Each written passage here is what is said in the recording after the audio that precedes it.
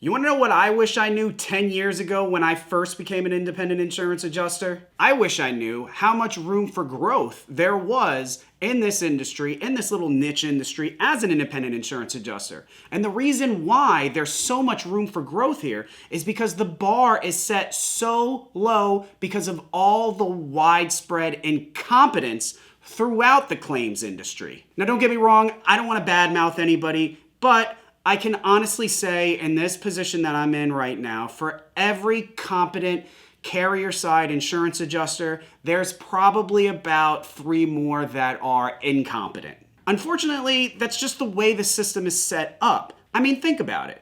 You have a carrier side claims adjuster that probably gets paid somewhere around $75,000 a year, and they're there to make sure that a contractor who makes probably much more than that isn't charging for things that the insurance carrier shouldn't pay for. Now, the insurance carrier decides whether or not they should pay something based on the method of repair. An insurance carrier might come back and say, oh, well, you don't have to go and do that because that's unnecessary, so we're not going to pay for it. Meanwhile, the person that's saying that may have absolutely no background in construction or home repair whatsoever. I mean, if they really were that skilled in it, then why wouldn't they just become a general contractor and potentially make 5 times over what they're making right now? Or you could have a carrier side insurance adjuster going head to head against a public adjuster. Now, don't get me wrong, I've seen a lot of crazy estimates from public adjusters, and I've worked with a lot of public adjusters that really didn't know anything about construction. Then again, I've worked with plenty of public adjusters that do. But then when you think about it, even the mid-level public adjusters are generally making a lot more than $75,000 a year, so they have enough money coming in where they can afford to educate themselves so that they can know more about the claims process, so that they can know more about construction, and so that they can have a better result in the claims that they're handling, so that they can then make more money. That puts the carrier side insurance adjuster at a great disadvantage. And then there's people like me, the independent insurance adjuster, who also makes significantly more than the carrier side adjuster and can take the profits from that and reallocate that to education so that we can become more educated when it comes to construction and repair processes and Xactimate and all these different things so that we can get paid more for the claims that we do handle. Only to be told by the carrier side adjuster that that's not how construction works and we don't have to pay for that because that won't happen and this and that.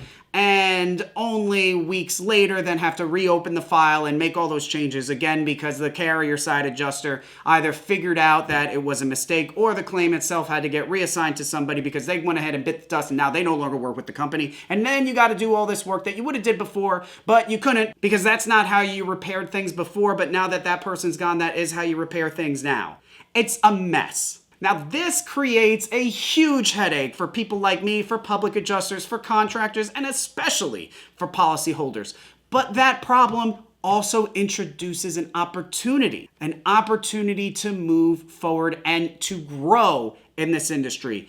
I wish I knew 10 years ago that I did not have to stay an independent insurance adjuster for that long if I didn't want to. The opportunity to start your own firm is not that far away. The opportunity to start your own restoration company is not that far away. To become a general contractor and to be able to do insurance jobs, you have such a better knowledge about how to handle those claims now that you have experience as an independent insurance adjuster. You can create your own storm chasing roofing company after becoming an independent insurance adjuster. You can begin handling appraisals and make a whole lot more money as long as you have that background as an independent insurance adjuster. There are so many different options that you can pursue after becoming an independent insurance adjuster and starting your own business. Way better than you would if you were to be a staff adjuster. There are so many more opportunities as an independent insurance adjuster. So my number one piece of advice for new independent insurance adjusters is to continue to grow your business, continue to learn, continue to do more, but set your focus on the next step. And the next step is not just getting more claims. The next step is not learning how to do commercial claims. The next step is either becoming a independent adjusting firm, becoming a public adjuster, becoming a appraiser, doing whatever to take your game to the next level. So quit making excuses, put a plan together, and make it happen.